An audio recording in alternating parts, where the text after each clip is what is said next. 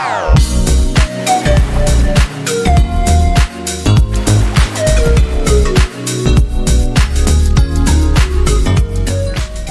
everybody, so we just got finished watching the live action Little Mermaid starring Halle Bailey as Ariel, and we just wanted to talk briefly about it. Of course, I was gonna go see it. As you guys know, I was on my California vacation where my friend was getting married, and we went to Super Nintendo World. So if you haven't checked out that video, please do. But let's get into this review for this video for today. Let's give our general thoughts about the live action Little Mermaid movie. So would you watch it again? How did you feel about it once the movie was over? Of course, I will watch it again, 100%. It was a very good update to the fairy tale. It was a very good. It stood on its own. Like, you didn't have to watch the animated movie to get this movie.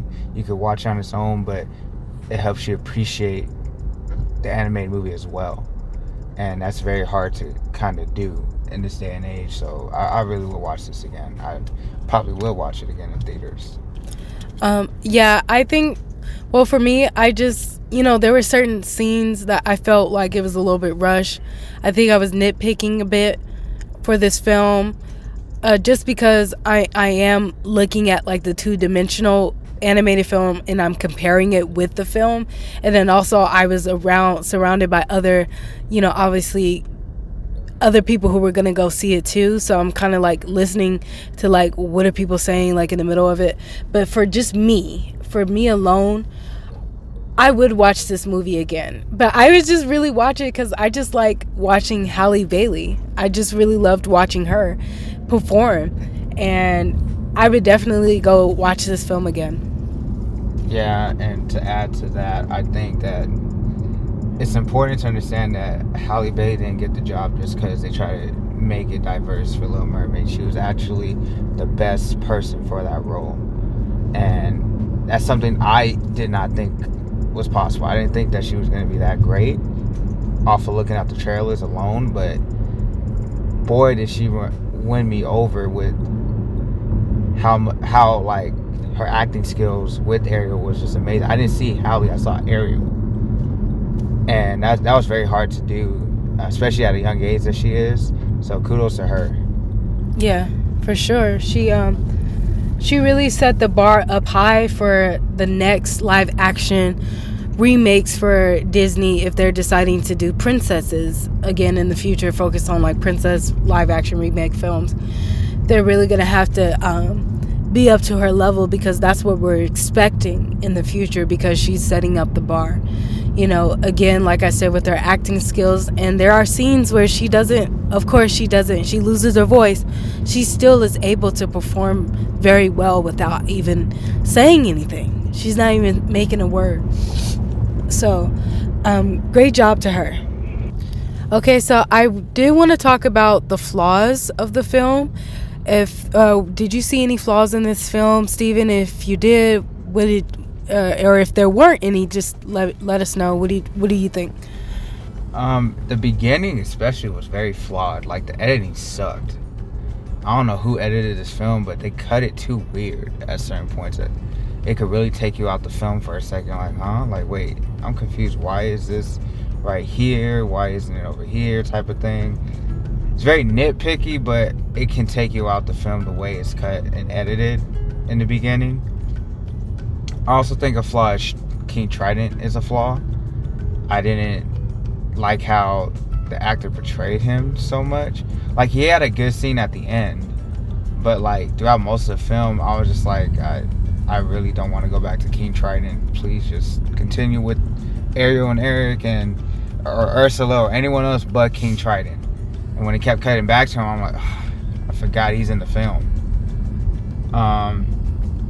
Another flaw is obviously the CGI can be spotty, to put it nicely. Very spotty. But other than that, those are the only big flaws I've noticed through watching the film. I don't know, what do you think?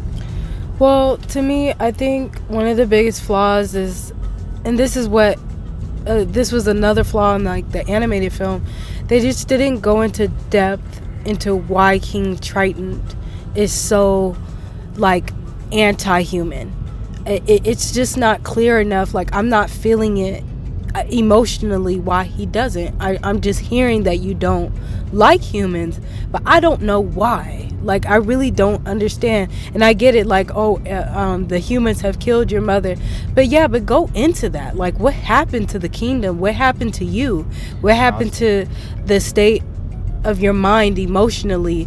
And that's why you have this overprotection against Ariel and your other daughters.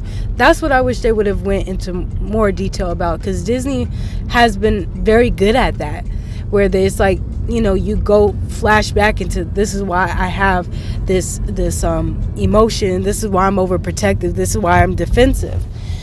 I wish they would have went more into that, but at least he said the reason why I don't like you being around humans is because they've killed your mother. I'm glad that was said, because in the first film that wasn't said, and I assumed that's what happened, but it was just never said. That was one of the flaws, I thought.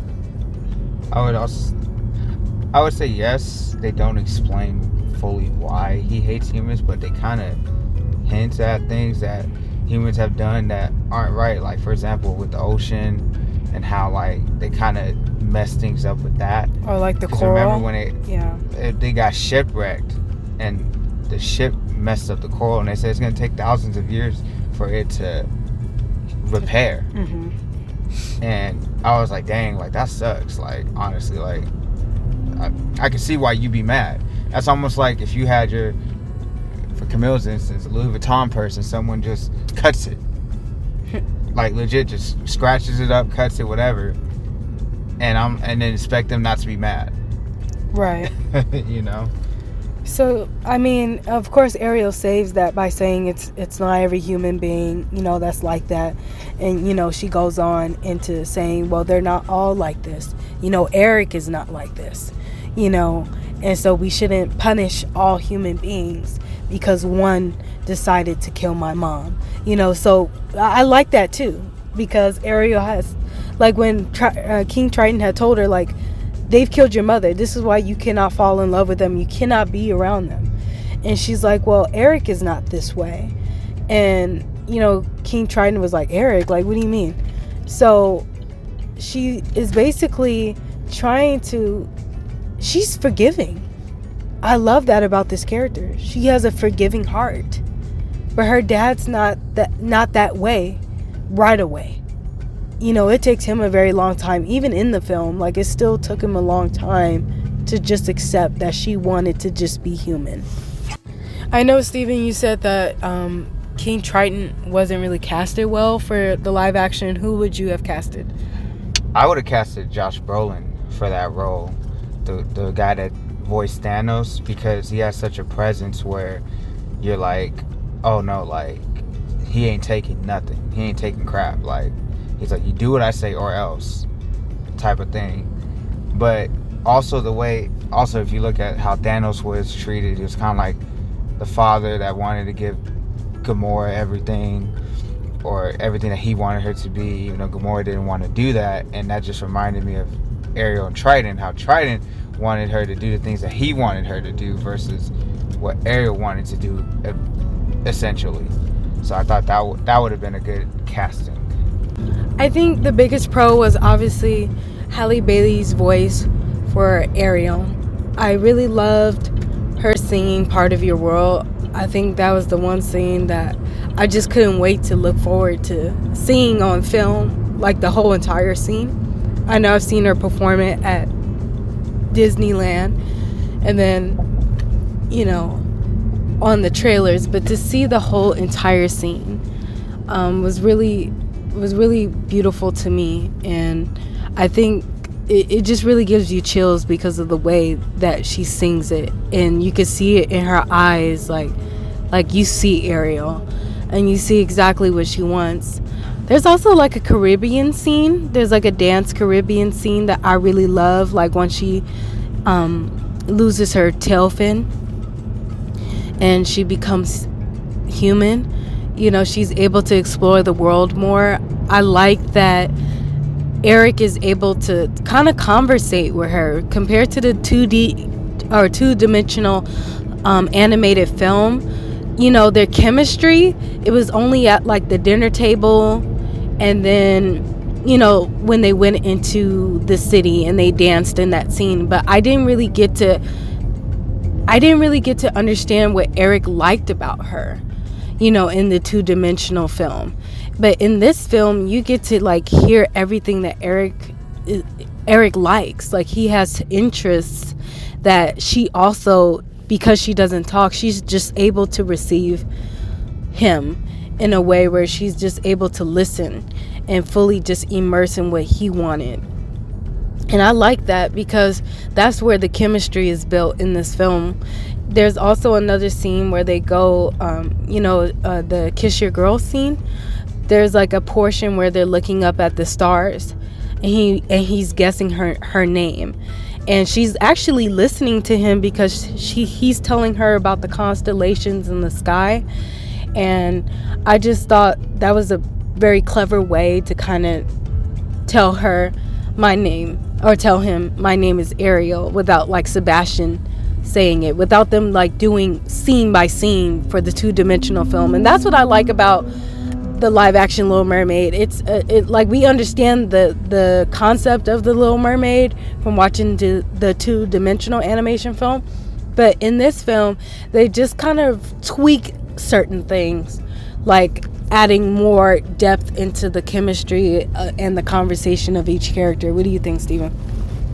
Yeah, I think that's a pro. I also think what was a pro was, you know, when they did look up the stars, it's just that Ariel actually listened to Eric and him explaining things. I think it was important for her to listen to him because that's when you knew, okay, like she really likes him. When you really like somebody, you pay attention to everything they're talking about, all the interests. So when he was talking about the stars and listening to what he was saying, oh, this is this star, this is this star, she pointed out her name through looking at the stars and pointing to him the stars. And so it made it like, oh, I see why they like each other. You know, they really do care for each other. It's not like Ariel just saw him and said, I'm in love with him. And I was like, wait, what? Like, you didn't have one line of dialogue in the 2D anime film. You didn't have one line of dialogue with this person, and you're just like, I'm in love with them. But here, it wasn't. It's like it didn't even need to be said. Like, I think even within the first minutes of her just saving him and looking at him, and him kind of like, just the way that she looked at him and then the way he looked at her back, I was like, I see it. And she didn't even have to say it. And I think that was important, because if she didn't have to say that and you already knew that she loved him, even if you didn't watch the movie, if you say you never watched just a 2D animated film and you just watched this movie just straight up, you could tell that no, like, she really likes this character even without her saying a word. Well, everyone, that is it for today's review video on the live action Little Mermaid. Please let us know if you actually went to go see the movie and share your thoughts down below in the comments section. This is Millie the Mermaid.